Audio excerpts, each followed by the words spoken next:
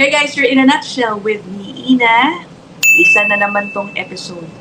Nasasabihan ko na naman ang sarili ko na para na naman akong sirang plaka. Paulit-ulit na lang tayo sa pag-remind sa mga tamang proseso, ano ang dapat iwasan kapag ikaw ay nag-a-apply magtrabaho o manirahan sa Canada. Pero talaga ang buhay, pasensya na kayo kung nagsasawa na kayo. Pero ginagawa ko ito dahil tuloy-tuloy pa rin, Hindi pa rin natatapos ang mga observations nakikita ko, lalo na sa social media. Natingin ko ang dami na namang mga kababayan natin ang maaaring maloko. Dahil siguro, hindi pa rin nakakarating sa kanila yung mga episode natin na ganito, di ba? But anyway, we will again stress in this episode the importance of working with authorized immigration professionals here in Canada. Later on, I will show you. Merong naaprubahan ang kanyang visa papuntang Canada. Magbo-board na lang ng eroplano. Nalaman niya na-cancel pala ang kanyang visa. So naaprubahan na and then it was canceled. Bakit? Okay? Na merong information na nakarating sa Canada after the visa was approved that this person worked with an unauthorized representative. Ganon ang lumalabas. At dahil doon, nirefuse after it was approved. Pero bago yan, sige, hintayin nyo, it will come later on in this episode. But for now, ito yung sinasabi ko guys, kahit na ilang beses na halimbawa na pag-uusapan ang mga issue ng sa scam, meron pa rin talagang maloloko. Do you remember this episode that I had more than a month ago? Batay po yan dyan sa CBC report, involving a Filipino-owned immigration consultancy firm na dati pong nakabase dyan sa Vancouver. It's the usual scam that many of us, I'm sure, have heard. Maniningil ng thousands of dollars, promising jobs na hindi dumating. Yung ilan, ang masaklap dyan sa story yan, yung ilan, pinapunta niya ng Canada as tourists, only to find out na wala ngang employer, pinagtrabaho niya sa kanya, sa isang parang call center or what, para mag-recruit ng iba pang manloloko, imagine that. But anyway, hindi na natin, basta panoorin nyo na lang yung episode ko na yan. So we got that, we posted that more than a month ago. And, ayun, nakita ko, yung ANC, ng affiliate company or network ng ABS-CBN, they also came out with a report about this just today, June 25, 2025. Let me show you this report. This is the same, this involves the same company, Promised Land Consultancy Firm. Okay? Title, Filipinos in Canada lose money from alleged fraud by recruitment agency. Pareho po yan, yung pinag-usapan natin. Pero what caught my attention rather, is this part of the report. I will show you. So sabi ko nga sa inyo, nakabase po ito sa Vancouver noon. Pero I think nagsarado na, And even the CBC report that I based that vlog on said na meron silang bagong address in California.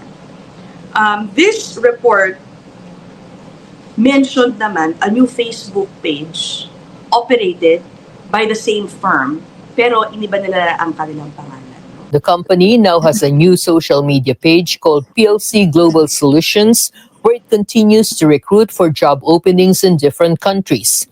It also has a new address in California. Okay, so pinuntahan ko yung page na yan, PLC Global Solutions. Ayan, ito yan, So, unang tanong ko syempre, how do we know na talagang sila rin ito? Kasi kung papanoorin niyo po yung videos nila, yung mga ganito, kapag i-play ninyo ang pinasasalamatan ng kanilang mga kliyente na successful daw, yung Promised Land. Okay, so yeah, it's the same company under a different Facebook page account, PLC Global Solutions. Nakakaloka dito, So after ma-report na siya ay maraming na biktima sa Canada, yung mga nangangarap rather mag-Canada, Now, it is expanding its recruitment. Yan. Naghahanap raw siya ng mga workers, mga kababayan natin ang tinatarget. Kung gusto nilang magtrabaho sa iba't ibang bansa, Croatia, Poland, Germany, for different kinds of jobs, guys. Okay.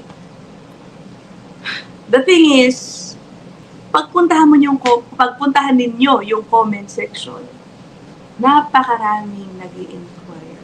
I'm interested. Paano kung ganito ang trabaho ko, pasok ba ako dyan, etc. Napakaraming sa bawat bansa. Ano ba yan? Sana man lang, ayusin nyo muna, aregluhin nyo muna yung mga naghahanap ng refund, yung naniningil sa inyo ng refund sa mga pinangakuan nyo ng pareho papuntang Canada, di ba? So it turns out, according to the ANC report, na unauthorized itong may-ari ng Promised Land to be a representative, okay, for an immigration applicant to Canada. Yan po ang ating topic. Guys, again, alam nyo ba, there are only a group of people. There's only a group of people na maaaring gamitin ninyo talaga. Kung babayaran nyo, lalo na specifically if you are gonna pay somebody as your representative in an application, kung gagamit kayo niyan, paid representative, kailangan authorized po sila. Alam ko sa social media, ang daming mga kumpanya, na-refuse ka, tutulungan ka namin. Magaling kami mag-compose sasabihin mo sa IRCC para ma-overturn yan. May experience na kami dyan, etc., etc. Okay, fine, The question is, are they authorized? Are they authorized? Okay. Ang system po kasi niyan, tutulungan nila kayo to draft whatever, appeal that you're gonna send to IRCC. Hindi ninyo sasabihin na sila ang gumawa nun, ganyan. But there are now mechanisms for IRCC to detect kung gumamit kayo ng representative, lalo na ng unauthorized. Bakit? AI helps them detect these things. Paano? Na-observe ng AI kung pareho ang template ng ginamit ito dun sa isang applicant. Iisa lang kasi ang ginamit siguro nitong representative. Ang problema dyan, pag kayo ay mabuking, sino nga habulin? Hindi po. Hindi yung representative na binayaran ninyo. Kayo ang magiging, you will bear the brunt of it all. Nagbayad na kayo, na-refuse pa kayo.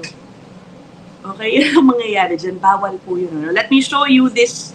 This is from IRCC, ang kanilang, page reminding everybody about kung sino lang ang pwede ninyong maging authorized representative. Tignan nyo to, may video pa sila dito, ang title.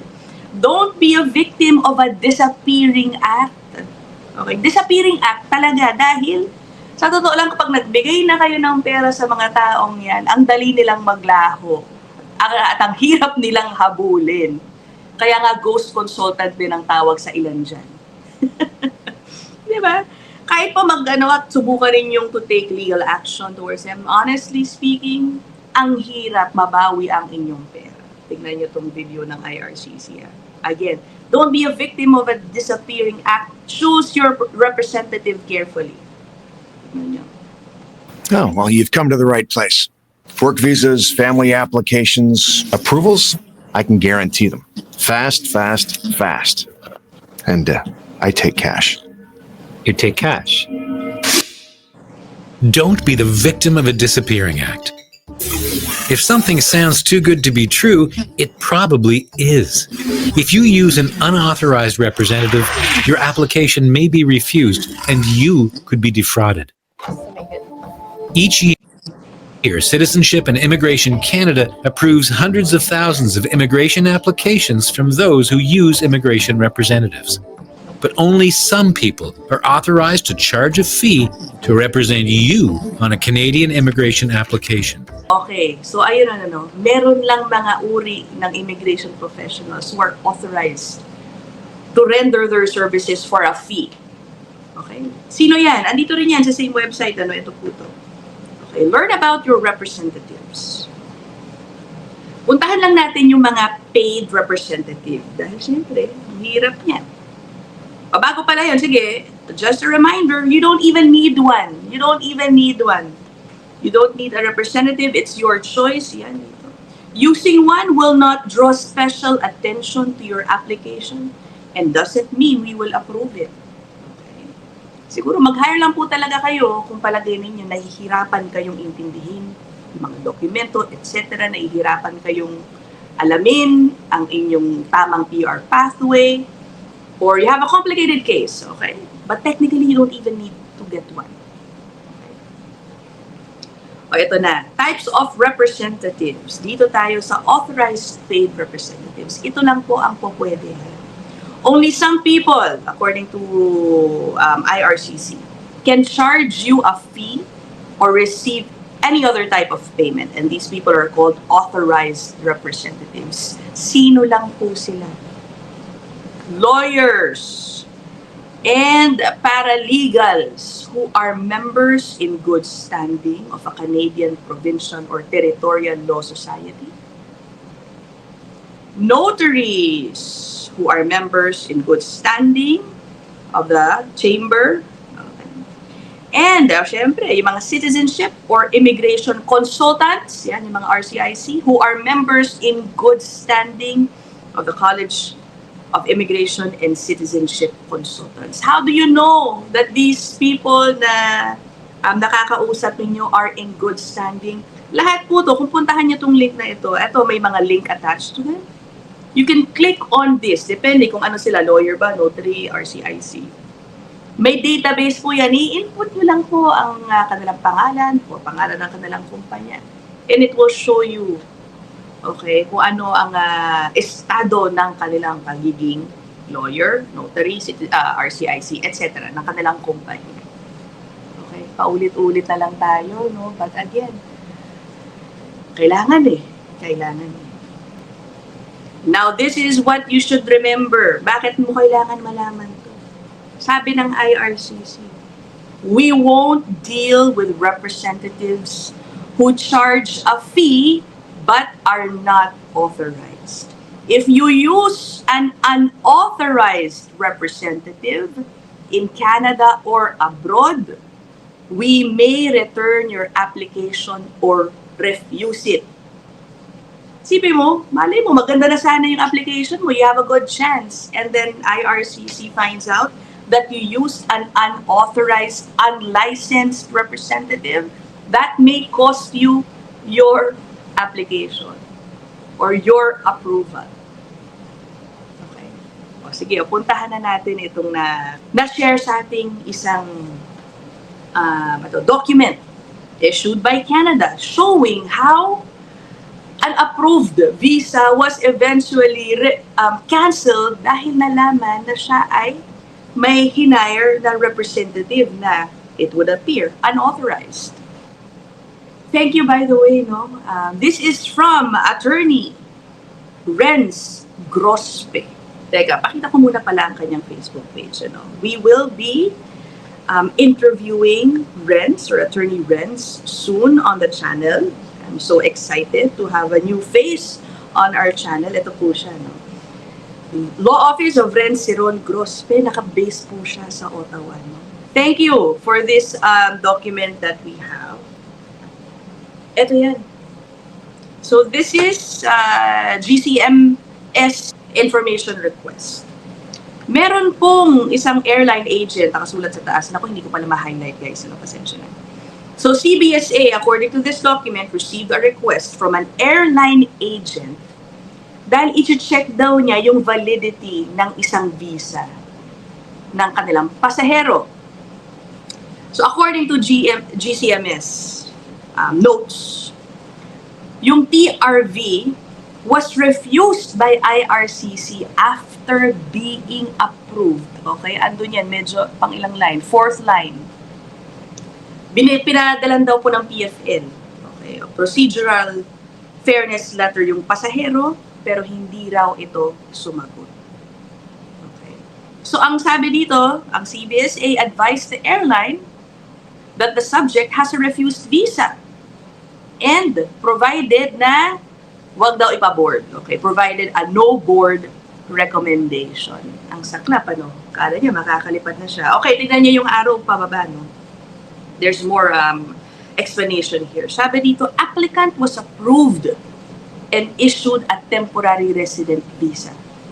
Following the approval, information came to light that indicated the applicant used the services of our representative to facilitate this application and pay fees. The counterfoil was canceled. The application was reopened for reassessment and a possible misrepresentation review. Bakit misrepresentation review? Baka hindi kasi niya dineclare na meron siyang representative. Okay. That's just my guess. Pero sige, makukuha natin si Attorney Renz Grospis soon. Tanungin ko rin sa kanya kung ano talaga ba ang nangyari dito. So these things can happen, guys. Okay. Again, para tayong sirang plaka. Kung gusto niyo makatulong, no, at matigil na tong aking bibig sa kakasalita tungkol dito, i-share nyo itong video na to para mabawasan ng mga potential victims ng mga scammers na ito. Especially those with bad records, guys. No? Ano ba yan? Easily accessible na ito sa social media, these types of information. Ay, okay. So, yun lang naman mga ating episode. I will end this here. I look forward to seeing your comments down there. Yeah, I'll see you guys in the next one. Bye!